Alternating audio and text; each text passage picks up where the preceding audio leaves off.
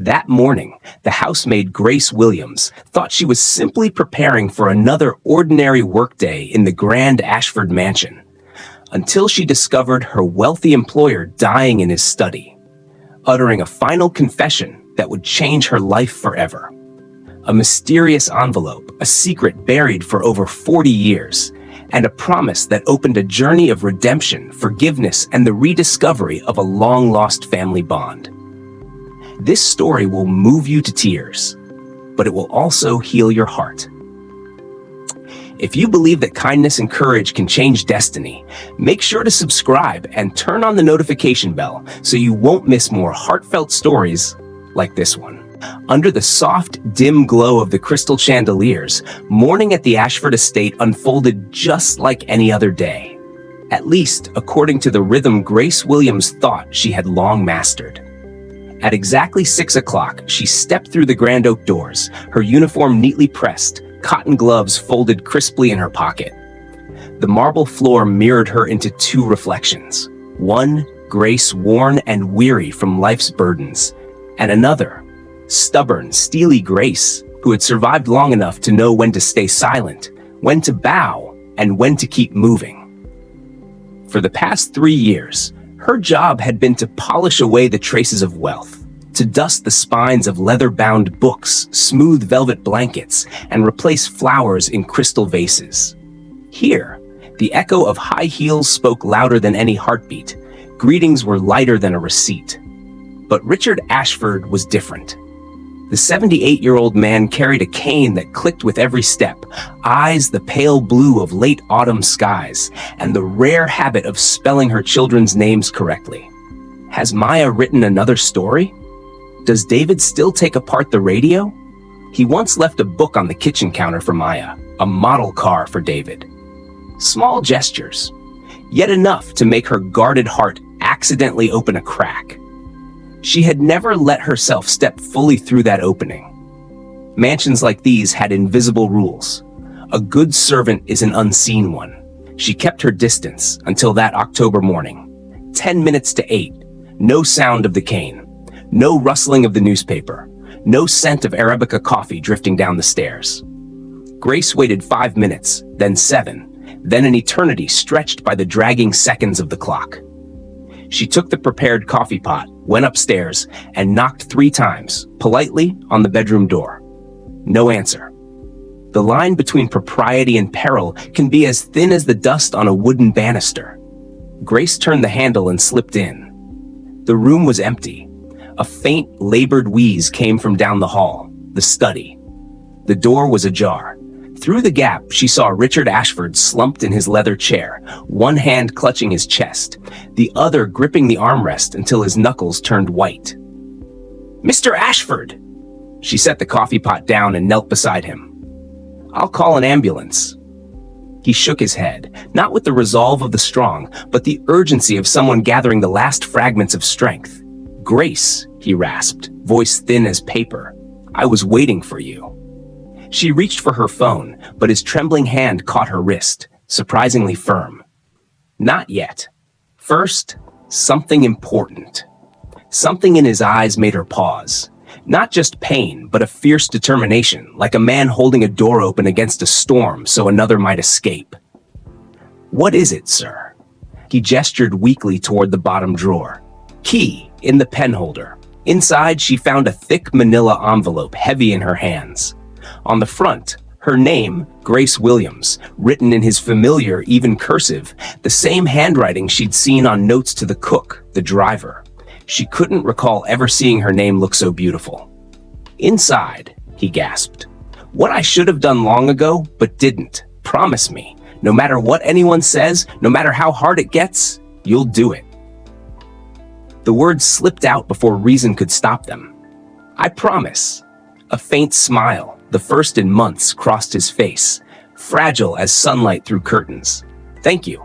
His eyes fluttered, opened once more, shining with something clear and strange. "Grace, you're family to me, more than those who share my name. You spoke to me, like a person, not a wallet." His voice thinned to a whisper. "Call the ambulance, and remember the promise." The wail of sirens tore through the quiet luxury of the neighborhood like a blade through silk. Paramedics rushed in, turning order into chaos with brisk clinical precision. "Are you family?" "No, I'm the housekeeper." "Any next of kin?" She found Marcus's number in the phone book on the desk. As the stretcher turned toward the door, he looked at her one last time. His lips moved. Just one word: promise. Night fell over the Ashford estate like a heavy curtain. At 11:37, the phone rang. "Grace, this is Marcus. My father passed away 20 minutes ago." His voice carried no tears, only the fatigue of a man accustomed to managing grief through scheduling. The rest was routine. Polite phrases, instructions: "Take the day off tomorrow, we'll call you." The line went dead. The kitchen returned to its old silence, the kind that existed before people ever filled it. She sat alone at the wooden table, the envelope beside an empty plate. With slightly trembling fingers, she tore it open. Inside were several sheets on the letterhead of a well-known law firm. The crisp smell of ink and glue oddly modern against the handwritten note resting on top. "Dear Grace, if you are reading this, it means I am gone." The sentences followed one another like stepping stones across an unspoken river of history. 42 years ago, a young woman named Sarah Williams, a young man named Ashford, afraid of his family, of scandal, of society, of everything except his own cowardice. I said it was to protect us both, but in truth, I only protected myself. I abandoned the child Sarah carried. That child was your mother. Grace lowered the letter.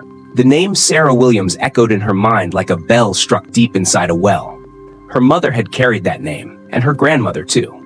The questions her mother had avoided, the silences she'd swallowed, all at once they had shape. She read on. The old man confessed that he had known she was his granddaughter since the day he saw a faded photo of her mother in her worn wallet, eyes the same soft blue as his own. He had done a DNA test 6 months ago, results enclosed.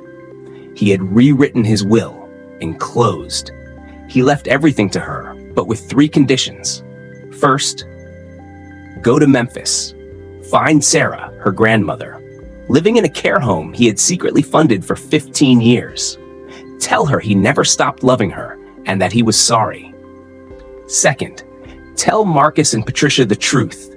They must know they have a sister and what kind of man their father truly was, both the flawed and the repentant parts.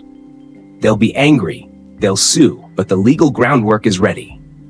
Third, and most important, use the inheritance to help women like your mother and like yourself. Establish the Sarah Williams Foundation. Scholarships, job training, childcare support. Let me do what's right, even if it's late. The handwriting stopped at the name James Patterson, attorney. Call him, and remember your promise. Dawn tiptoed onto the kitchen windowsill as she folded the letter. The numbers in the estate inventory glittered in her mind, a kind of light that had never belonged to someone like her. But louder than that shimmer was the echo of her promise, spoken beside a deathbed now turning to memory. Marcus and Patricia arrived the next morning, carrying the expensive scent of perfume and the weary sweat of travel. They moved through the living room like executives through a boardroom, purpose sharp, time limited. "Grace, I told you to take the day off," Marcus said, sinking into a chair and loosening his tie. "We need to review father's things, do an inventory, prepare arrangements," Patricia added, her eyes sweeping across the room, quick, professional, appraising. "There's something first." Grace placed the envelope on the glass table, pressing her hands together to stop them from shaking. "He gave this to me before the ambulance arrived. He asked me to tell you both." A brief silence, then anger flared. Marcus snatched the papers, scanning the legal pages, his face flushing red. Patricia leaned over his shoulder. Impossible escaped her lips before the accusations began. Fraud, manipulation, coercion, words like nails striking metal. Grace listened, as one listens to hail on a tin roof, loud, painful, but temporary. When they reached the handwritten letter, the noise stilled. Patricia read first. Her face went pale, as if plunged into cold water. Marcus grabbed it next, eyes moving across the words that sawed through the old walls he'd built around his image of their father. "He's saying, you're our sister?" Marcus croaked. "He said my mother was his child with Sarah Williams," Grace replied softly, laying down another document. "DNA results, 6 months old." There's always a moment when truth touches pride, not with an explosion, but a slow grind. Patricia sank into a chair, her heels suddenly too sharp for the ground. Marcus paced, disguising the tremor in his hands by adjusting his cufflinks. "Even if this is true," he exhaled, "he had no right." "He did," said a calm, low voice from the doorway. James Patterson had been standing there for some time, knocking politely on the wooden frame. "My apologies for the intrusion. Mr. Ashford contacted me before the incident. The will is valid, signed and witnessed. There is a letter of intent and 3 attached conditions. He called it a second chance." In the silence that followed, the rustle of paper was loud as footsteps. The lawyer explained slowly, neither soothing nor provoking. The estate would pass to Grace through a trust, contingent on fulfilling the 3 clauses: visiting Sarah, informing the children, and founding the Sarah Williams Foundation within 1 year. Marcus asked about legal recourse. James answered with a map of statutes, long and cold. Patricia asked about morality. No one had a short reply. When James left them to breathe, the 3 remained in a loose triangle, each a corner of a single word: pain, anger, fear. Grace was the first to break the silence. She spoke of Maya and David, of books and model cars, of the morning Mr. Ashford had remembered her birthday, when even she had forgotten after a late shift at the hotel. "He never asked about us," Patricia murmured. "Not once." "He did," Grace said gently. "He kept every article about your company, Marcus. He had a photo of your daughter on his desk, in the bottom drawer where he hid his mints." The silence softened a little. "We'll need time," Marcus said finally, his tone less sharp. "But no lawsuit yet. First, we handle the funeral properly." Grace nodded. "And let me go to Memphis." The road to Memphis stretched long and straight, cutting through ribbons of autumn forest, shedding leaves like old letters. In the borrowed car that rattled faintly with every mile, Grace thought she could almost hear the soft click of a cane somewhere. The rhythm counting down the time she had left to keep her promise. The nursing home sat on the outskirts of town, framed by rows of golden chrysanthemums blooming level with the windowsills. Sarah Williams was 91, her hair white as misted silk, her eyes calm, blue, and deep, the same blue that had taken 42 years to find its way back to where it belonged. She looked at the photo of a young Richard that Grace offered. Her lips trembled faintly. "That fool?" she whispered. You knew?" The way an old heart knows, it never forgets the smell of old rain.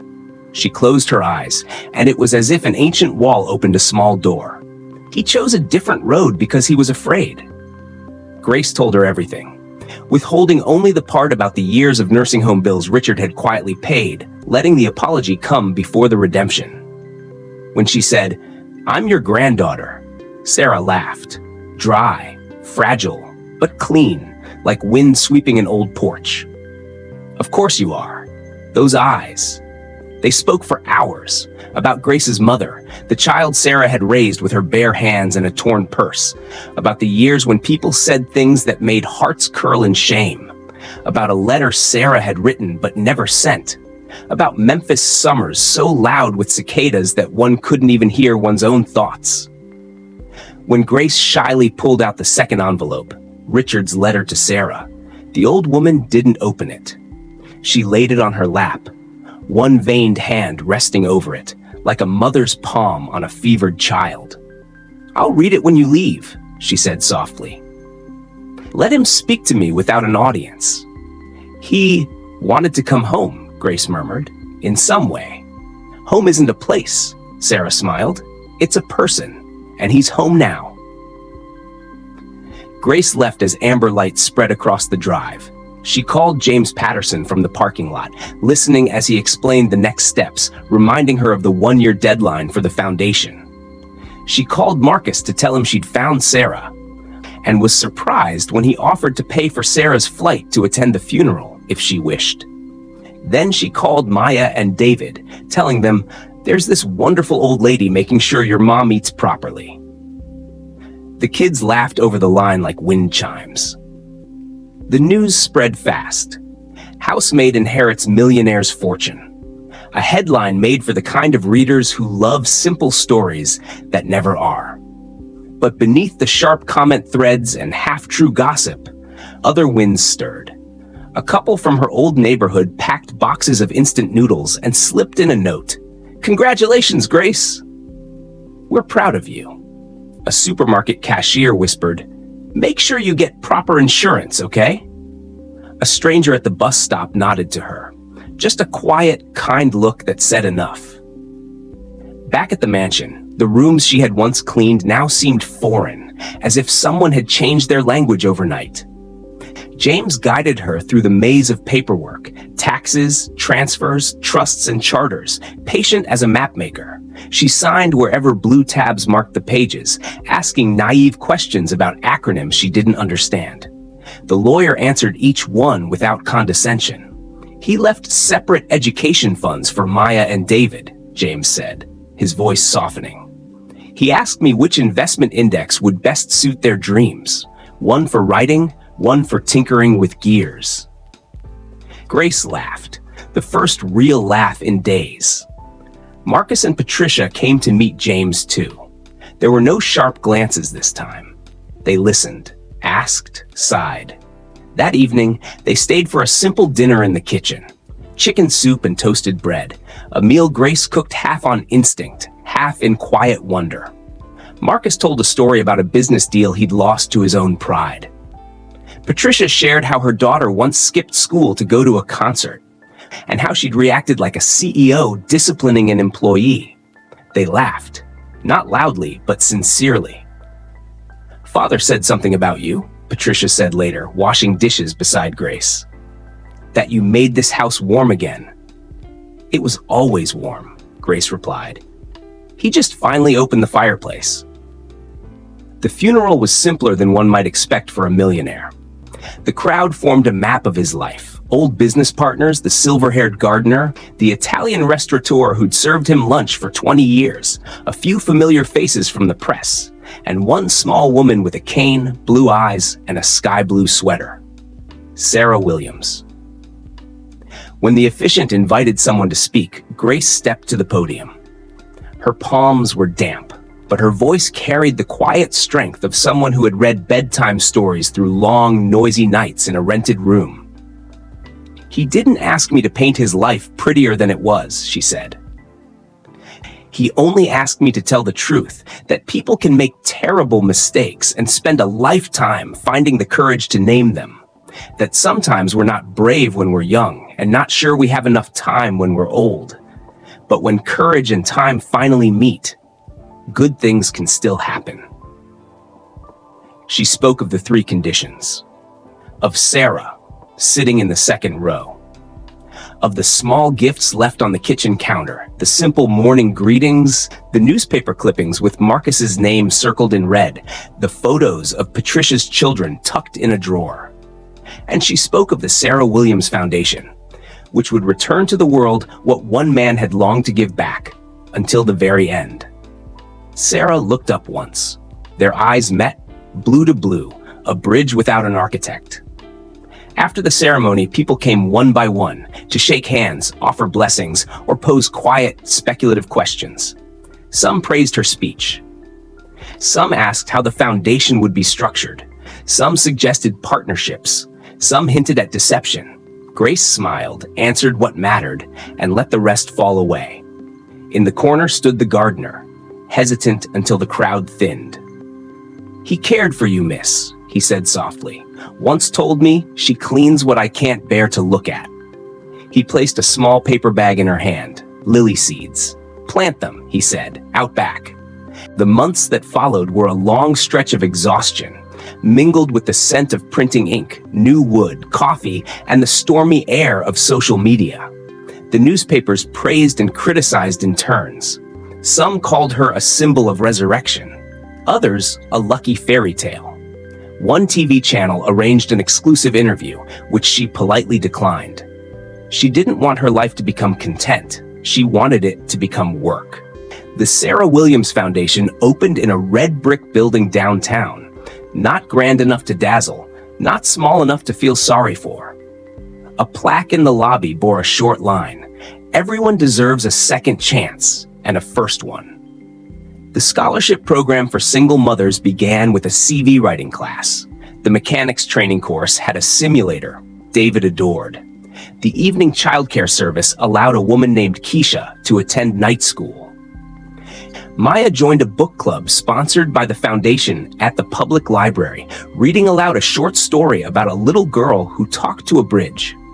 Marcus stopped by the opening, standing silently for a long while before the first bulletin board.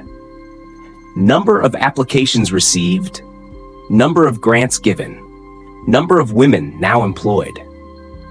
Patricia volunteered to teach an Interview 101 class, putting her phone in the shared locker for the first time in an hour. When the class ended, a young girl came up and asked for a photo. Patricia smiled for real, a smile with edges but warmth. "We're family, right?" she whispered to Grace before leaving. "If we want to be, we are." At one foundation board meeting, a hard question arose. Should they require repayment if someone dropped out midway?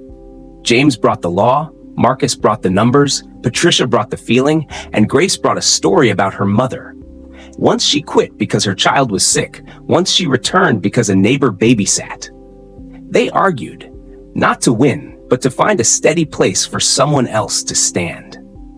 In the end, they agreed, no repayment, but a path to return anytime and a mentorship network. Not every day was good. One morning, Grace read a slanderous article and lay awake until 3. One afternoon, a man shouted at the reception desk, accusing them of taking dead people's money for fake charity, and the guard had to escort him out. Sometimes Grace missed her old job, the comforting repetition of cleaning, the clear boundary that the end of a shift meant the end of a day. Now there were no shifts, only invisible threads pulling her forward. A promise like a steady drumbeat. She took lily seeds to the backyard. The house was hers now, but she still walked softly down the hall. She dug the soil, scattered the seeds, covered them with her palm. She wasn't a good gardener, but she knew patience, the virtue of those who clean up what others leave behind. When the first green shoot broke through, she called Sarah. "I planted lilies," she said. "He hated the smell of lilies," Sarah chuckled.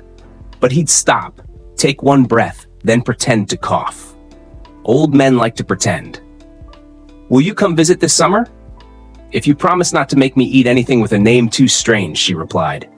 "And if you promise to call me grandma without feeling awkward." "I promise." One late afternoon, Grace returned to Richard's office for the first time since that day. The room was as she remembered. The scent of old leather, thin sunlight, a faint layer of dust on the book spines. A deliberate thinness, leaving room for time to exist. She opened the bottom drawer. Beside photos of Patricia's children and newspaper clippings marking Marcus's name, there was a folded sheet of paper, a list of books he wanted to reread if he had time, with one shaky line added at the end. "If not, I hope Grace reads a few passages aloud, so the room remembers a human voice." She sat down in the chair opposite, opened the first book, a short story collection. She read a small passage, not loud, just enough for the words to echo softly against the wood. No one answered, but the room did, in a nameless way, as if it breathed in and out. Marcus stood in the doorway. No one knew how long he'd been there, leaning on the frame. Dad would have liked that. "You call him Dad," Grace said quietly. "I've been doing that more lately," he replied. He stepped in, sat on the edge of the desk. "There's a small hearing tomorrow. Just a formality. I think I'd like to go. Not to object, to witness." The next day, the courtroom felt strange. solemn yet flickering with faces. The judge confirmed the terms. A distant relative voiced a weak objection, then withdrew. James said little. Marcus and Patricia sat behind Grace, lending her half their calm. When the gavel struck, the sound was deeply ordinary. No fireworks, just the feeling of a door closing properly. On the courthouse steps, a reporter held up a mic. "Do you have anything to say to those who think you were just lucky, like winning a lottery out of nowhere?"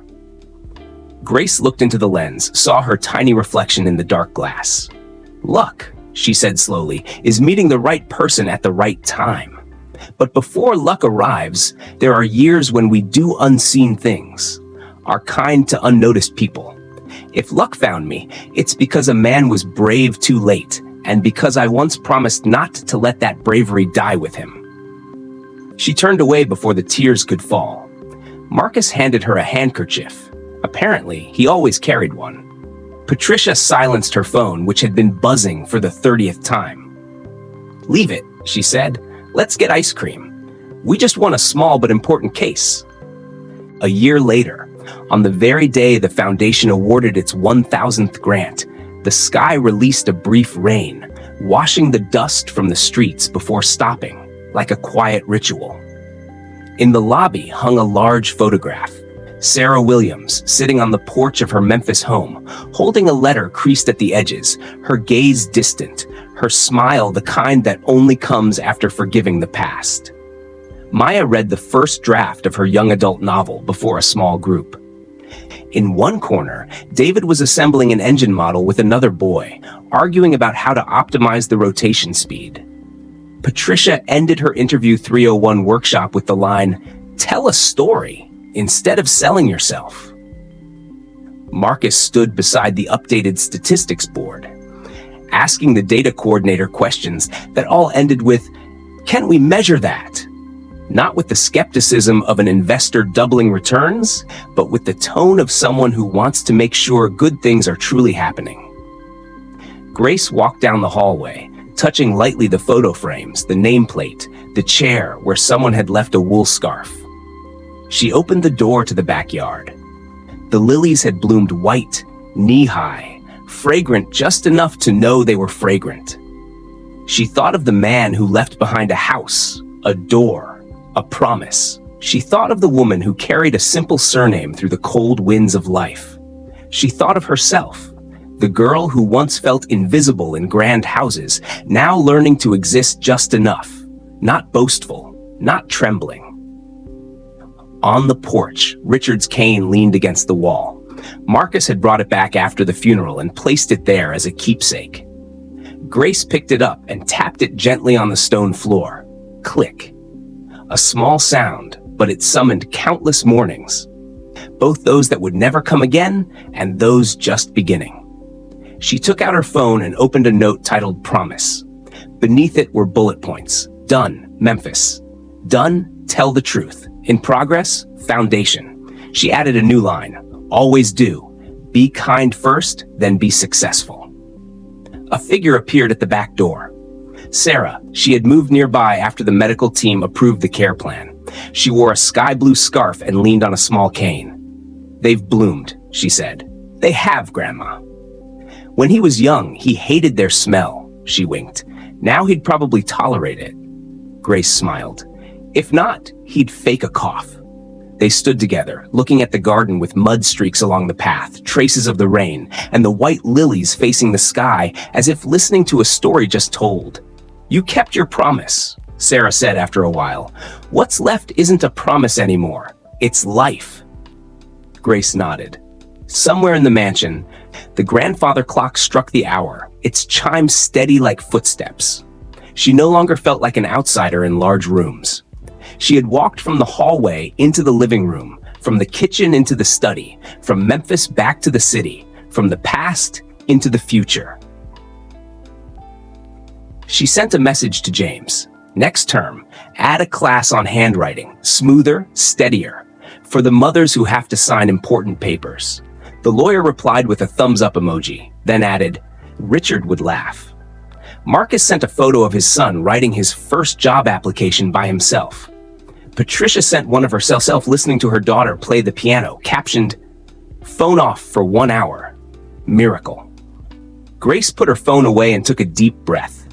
The scent of damp earth, lilies, and the gentle breath of an old woman who no longer waited for apologies but had found peace. She thought of the first day, the envelope, the promise spoken on instinct, the fear of breaking it. Then she looked around, the seedlings, the people, the unfinished stories slowly being continued. On the cover of the Foundation's planner, she had pasted a line, not a motto, just a reminder. Home is where we're brave enough to tell the truth and kind enough to do what's right. Beneath it, she signed, Grace Williams, Keeper of the Promise. She tapped the cane once more, click, then set it back in its place. In that small sound, something both closed and opened. And between those two movements stood a woman, telling her family's story through daily work, dusting off what we're afraid to see, polishing what deserves to shine, and leaving behind a world cleaner and warmer for those who come after. Do you believe that a single final promise can change a person's entire life? What could make a dying millionaire leave his entire fortune to his ordinary housekeeper? And what secret, buried for over 40 years, lies hidden inside that mysterious envelope waiting to be revealed? Grace's story will bring tears to your eyes and a smile to your lips, a story where kindness and forgiveness meet at the very edge of life.